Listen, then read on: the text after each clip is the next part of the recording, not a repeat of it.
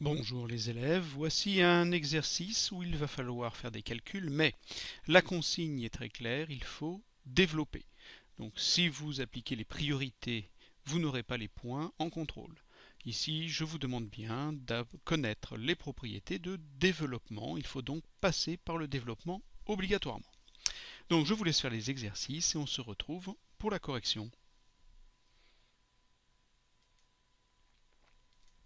Alors le premier, vous avez 25,6 fois, entre parenthèses, 10 moins 1. Nous allons donc effectuer un développement, je vous rappelle. On peut tracer des flèches pour le moment. Plus tard, bien sûr, vous ne ferez plus cela pour aller plus vite, mais en phase d'apprentissage, il n'y a pas de problème, vous avez le droit de faire ça. Alors 25,6 est multiplié par toute la parenthèse 10 moins 1, c'est-à-dire qu'il est à la fois multiplié par 10 et également par 1. Donc j'ai mis les deux flèches qui vous indiquent les deux produits qu'il faudra faire. J'ai entouré aussi l'opération qui est là, le moins 1, puisqu'on s'en servira également. Alors allons-y. Pour A, je vais commencer à développer. Ça va me faire 25,6 fois 10. Et vous voyez que la soustraction qui était là passe ici.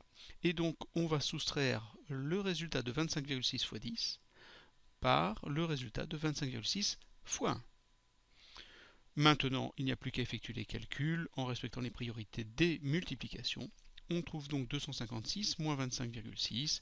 Je vous rappelle que pour multiplier par 10, on déplace la virgule d'un rang vers la droite. Je vous laisse faire ça de tête. On obtient 230,4. Pour le B, nous avons deux opérations dans la parenthèse et nous devons multiplier par 10. Nous pouvons donc multiplier chacun de ces nombres par 10 et respecter les opérations qui sont à l'intérieur de la parenthèse. Si je mets les flèches, ça me donne ceci. Et je vais donc faire 7,9 fois 10 moins, parce qu'ici il y avait une soustraction, 4,3 fois 10 plus, puisque j'avais une addition ici, 12,1 fois 10. D'accord, j'ai deux possibilités, soit j'ajoute tous les nombres de la parenthèse et le résultat je le fais fois 10, soit je multiplie chacun des nombres par 10 et je respecte les opérations qui étaient indiquées. Maintenant je fais les petites multiplications. Pour multiplier par 10, il suffit de déplacer la virgule d'un rang vers la droite, ce qui nous donne 79 moins 43 plus 121. Je vous laisse faire les calculs, on trouve 36 plus 121, c'est-à-dire 157. Pour le C, nous avons ici 100 moins 10 plus 1, soit on calcule tout ça, et le résultat sera multiplié par 0,8. Mais ici on vous demande de développer. Donc je vais multiplier 0,8 par chacun des nombres qui sont à l'intérieur de la parenthèse, et je ferai une soustraction puis une addition. Si je mets les flèches, j'obtiens ceci. Les calculs me donnent donc 0,8 fois 100.